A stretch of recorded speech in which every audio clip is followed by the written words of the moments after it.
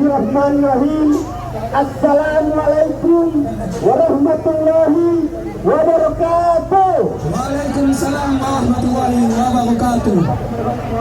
Ibu-ibu, bapak-bapak, kawan-kawan sekalian, yang di kiri, yang di kanan, yang masih ada di dalam barisan, masih semangat? Saya tanya sekali lagi, masih semangat? Tentu hari ini semangat kita satu, tujuan kita satu, yaitu untuk bagaimana menolak pemilu curang yang dilakukan daripada Komisi Pemilihan Umum. Betul? Betul.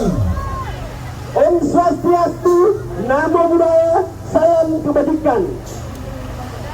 Hari ini kami di sini sebagai representasi daripada seluruh rakyat Indonesia untuk bagaimana mengawal persoalan-persoalan yang kemudian baru saja terjadi di Negara Kesatuan Republik Indonesia.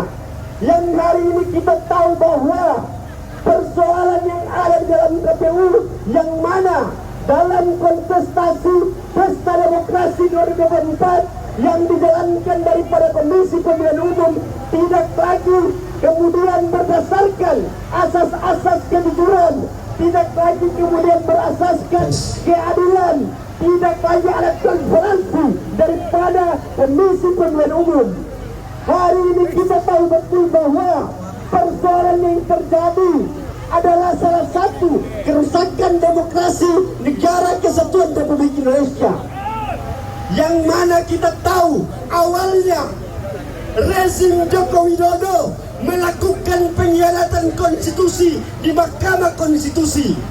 Yang hari ini kita tahu bahwa Negara Kesatuan Republik Indonesia yang diperjuangkan sejak 1945 hingga 2004 baru saja mengalami degradasi ekonomi, sosial, politik, dan demokrasi pada saat rezim Joko Widodo. Betul teman-teman? Tentu hari ini berangkat daripada konsep ilmu negara yang mana dicantumkan dalam ruang-ruang pendidikan mahasiswa, kita tahu bahwa ilmu negara ketika dia menjelaskan ketika lahirnya satu negara maka harus ada satu wilayah. Ketika ada satu wilayah maka dibentuklah pemerintahan yang kemudian berasal dari mana kawan-kawan? Berasal daripada rakyat. Maka daripada itu kedaulatan rakyat adalah salah satu amanah konstitusi yang mana dicantumkan dalam Undang-Undang 1945. Maka daripada itu beralih kepada Komisi Pemilihan Umum yang mempunyai salah satu hasil pemilihan yang mana tidak sesuai dengan hasil-hasil yang ada di daerah-daerah kawan-kawan. Betul teman-teman? Maka daripada itu persoalan ini kami tidak dapat membiarkan, kami tidak patut diam untuk kemudian melihat salah satu kecurangan. Pertanyaannya, siapa yang mempunyai pemimpin yang hasil daripada kecurangan? Siapa yang mau mempunyai pemimpin yang hasil daripada manipulatif sistem demokrasi? Maka daripada itu, kita berangkat kepada pemenangan paslon 02. Pelanggaran HAM belum saja hari ini sampai sekarang belum terselesaikan. Bagaimana mungkin hari ini kita punya pemimpin berasal dari kecurangan, berasal dari manipulatif, berasal daripada salah satu pemimpin pelanggaran HAM. Munir Said Talib hilang sejak sampai saat ini tidak dapat diselesaikan. Maka sudah barang tentu hari ini kami sebagai rakyat Indonesia yang mempunyai andil penuh di Negara Kesatuan Republik Indonesia tidak lagi diam untuk melihat kebusukan yang dilakukan daripada rezim Joko Widodo. Hari ini rezim Joko Widodo memimpin selama 10 tahun belakang. Hari ini tidak mampu untuk bagaimana menyelesaikan pelanggaran HAM, tidak mampu untuk bagaimana mengangkat deklarasi ekonomi, sosial maupun politik.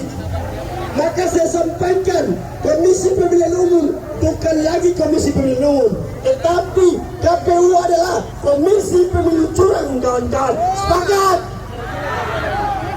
Maka hari ini kami sebagai pemuda, sebagai rakyat Indonesia yang berdiri atas dasar intelektual kebangsaan, sudah barang tentu kami mengutuk keras rezim Joko Widodo beserta lembaga-lembaga penjalanan pemilu, yaitu apa? Bawaslu yang kemudian dipimpin daripada Rahmat Pajak tidak mampu untuk bagaimana mengawal pemilu dengan transparan, tidak mampu untuk bagaimana mengawal sistem demokrasi kita.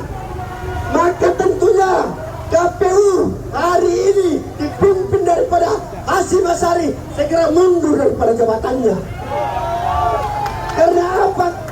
Karena apa, saudara-saudara? Hasyim Asyari tidak mampu untuk bagaimana menjalankan amanat konstitusi, tidak mampu untuk bagaimana menjalankan undang-undang pemilu tahun 2000 nomor 7 tahun 2017, yang mana undang-undang pemilu menjelaskan bahwa ketika seorang presiden mau melakukan kampanye, terkecuali dia mau melanjutkan pencalonan dan mengambil cuti dan tidak ada di dalam kontestasi kekuasaan. Maka daripada itu, keberpihakan Presiden Joko Widodo itu adalah salah satu pelanggaran etik yang dilakukan daripada kepala negara Presiden Republik Indonesia. Maka daripada itu kami mengutuk keras persoalan itu. Ingin saya sampaikan bahwa Vox Populi Vox Dei, suara rakyat adalah suara Tuhan. Maka sudah barang tentu tidak ada satu orang pun yang mampu mengintervensi suara-suara rakyat. Hari ini kami siap mati, kami siap berdiri ditembak, kami siap ditangkap. Tetapi lagi-lagi saya ingin tegaskan, negara ini mempunyai salah satu deklarasi sehingga kami datang di sini untuk kemudian mengawal deklarasi, membenarkan sistem konstitusi, membenarkan sistem demokrasi kita. Mungkin itu saja yang dapat saya sampaikan. Kurang dan lebihnya saya mohon maaf. Billahi taufiq wal hidayah. Wassalamualaikum warahmatullahi wabarakatuh. Hasta la victoria siempre. Patria o muerte. Maju terus dan menang. Tanah air atau mati. Waalaikumsalam warahmatullahi wabarakatuh.